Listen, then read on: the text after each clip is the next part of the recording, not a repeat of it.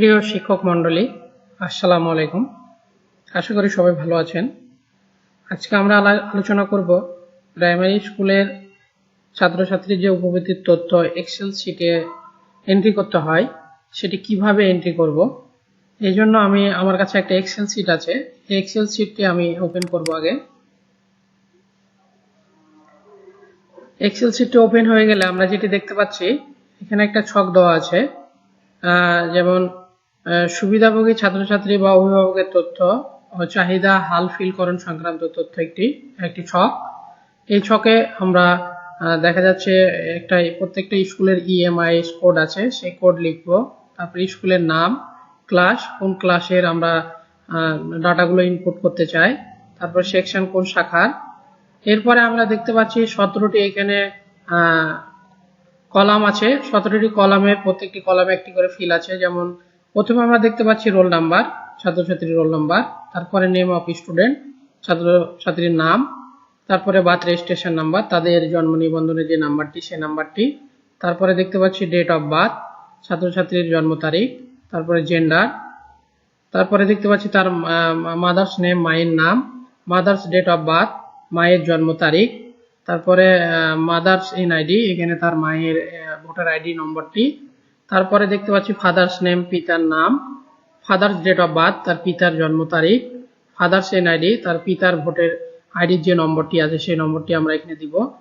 এরপরের যে ডাটা ফিল্ডটি আছে সেটা হলো beneficiary name, guardian or legal guardian, তার পিতামাতা হতে পারে অথবা অন্য কেউ, তার ভাই বা তার আত্মীয় স্বজন এমন কেউ আছে যারা গার্জেন তার। তারপরে সেই গার্জেনের জন্ম তারিখ, গার্জেনের এনআইডি নম্বর, তার ভোটার আইডি কার্ডের নম্বরটি এখানে দিতে হবে। তারপর রিলেশনশিপ উইথ স্টুডেন্ট, সেই ছাত্রের সাথে গার্জেনের কি সম্পর্ক সেই সম্পর্কটি লিখতে হবে। তারপরে সেই বেনিফিশিয়ারির মোবাইল নাম্বার, তার যে মোবাইল নাম্বারটি, যে নাম্বার তার একটা অ্যাকাউন্ট খোলা থাকবে সেই নাম্বারটি আমাদের এখানে দিতে হবে। এবং লাস্ট যে আমরা ফিল্ড দেখতে পাচ্ছি, এখানে লেখা আছে name of mobile finance service, MFS। এখানে আমরা যে মোবাইল নাম্বারটি দিব সেটাতে কোন ধরনের অ্যাকাউন্ট নাম্বার আছে সেই ধরনের নামটা আমরা এখানে লিখে দেব। তো আমি এবার ডাটা ইনপুট করি। ডাটা ইনপুট করার জন্য প্রথমে আমি গেলাম রোল নাম্বারের ঘরে। এখানে আমরা রোল নাম্বার লিখবো G01। তারপরে পরের সেলে চলে গেলাম। আমরা দেখতে পাচ্ছি রোল নাম্বারে আগে 0 দিয়েছিলাম, এটা 0 থাকছে না। 0 সামনে রাখার জন্য যে কাজটি করতে হবে, আমাকে এই কলামের এই হেড বরাবর আমাদের সিলেক্ট করে, এটাকে সিলেক্ট করার পরে আমরা চলে যাব জেনারেলে। এখান থেকে ক্লিক করে আমরা নিচে যাব টেক্সট করে দেওয়ার পরে আমরা এখানে যদি 01 দিই তাহলে দেখতে পাচ্ছি এখানে 01 থাকছে। তারপরে এটাকে ড্র্যাগ করে আমরা বাকিটা টেনে দেবো। আমাদের দেখতে পাচ্ছি এখানে যদি আরো প্রয়োজন হয় ডাটা ইনপুট করা, তাহলে যতটুকু দরকার হবে ততটুকু আমরা এইভাবে ব্লক করব। ব্লক করে হোম রিবনে যাব। হোম রিবন থেকে বর্ডার থেকে কিন্তু আমরা অল বর্ডার করে দিব। তারপরে আমরা এইভাবে ডাটাগুলো সিরিয়ালি ইনপুট করতে পারবো। এরপরে আমরা যেটা করব, নেম অফ স্টুডেন্ট, এখানে ছাত্র ছাত্রীর নাম, এখানে আমি একজন ছাত্রছাত্রীর নাম ইনপুট করব। তারপরে আছে জন্ম নিবন্ধন নাম্বার, যে ছাত্রের নাম, তার জন্ম নিবন্ধন আমরা আগে নিয়ে নেব বা ভর্তির সময় নিয়ে থাকি, তার জন্ম নিবন্ধন নাম্বারটা আমরা এখানে ইনপুট করব।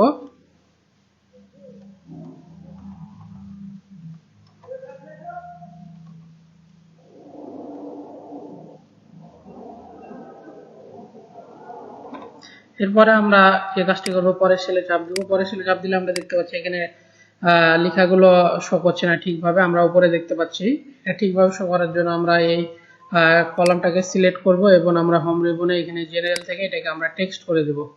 টেক্সট করে দিলে তারপরে আমরা এটাকে এডিট করব ডবল ক্লিক করে। তারপরে আমরা বাইরে ক্লিক করলে দেখতে পাচ্ছি এটা আমাদের শো করছে এবং এই সেলটাকে আমরা রিসাইজ করে একটু বড় করে দেব। আচ্ছা, এরপরে আছে ডেট অফ বার্থ, তার জন্ম তারিখটা আমরা এখানে লিখে দেব। এরপরে আছে জেন্ডারের ক্ষেত্রে ফিমেলের ক্ষেত্রে F এবং মেলের ক্ষেত্রে M। আমরা পুরোটা লিখতে পারি অথবা সংক্ষেপে দিতে পারি, আমরা সংক্ষেপে দিব। তারপরে তার মায়ের নাম, এখানে তার মায়ের নাম লিখবো আমরা।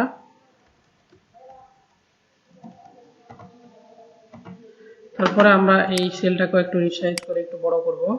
তারপরে তার মায়ের জন্ম তারিখ,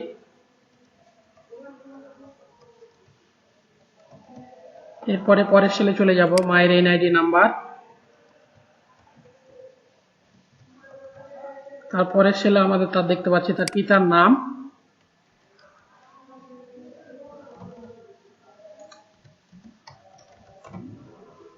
তারপরে সেলে আমাদের তার পিতার জন্ম তারিখ,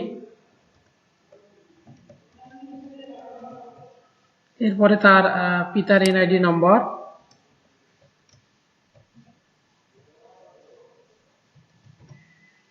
এরপরে তার গার্জিয়ান, তার হলো বা লিগ্যাল গার্জিয়ান অন্য কোনো গার্জিয়ানের নাম। এখানে আমি তার মাকে যদি তার লিগ্যাল গার্জিয়ান দিই তাহলে তার মায়ের নাম, তারপরে তার ডেট অফ বার্থ, তারপরে তার এনআইডি।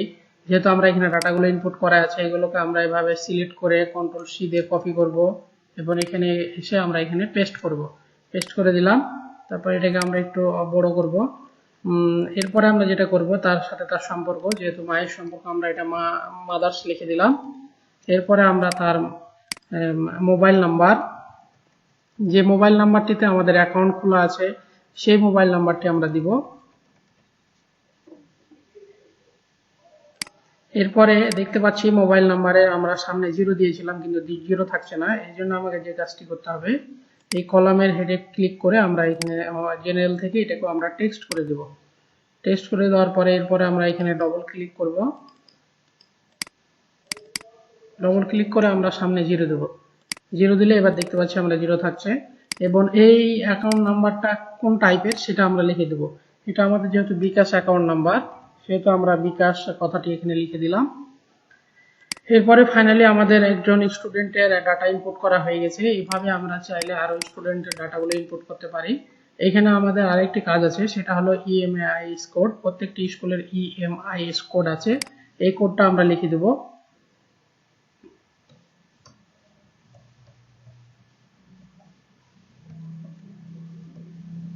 তারপরে আমরা যেটি কাজ করব সেটা হলো এখানে স্কুলের নেম,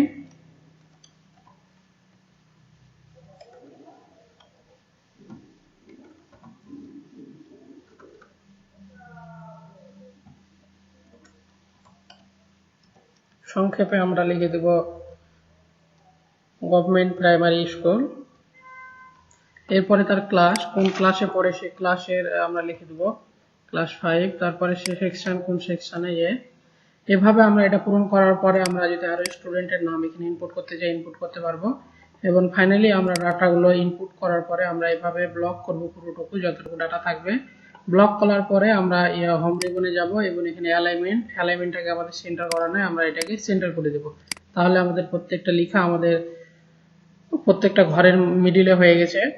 এভাবে ফাইনালি লেখা কমপ্লিট হয়ে গেলে আমরা এটাকে ফাইলে যাব, ফাইলে গিয়ে আমরা সেভ করব।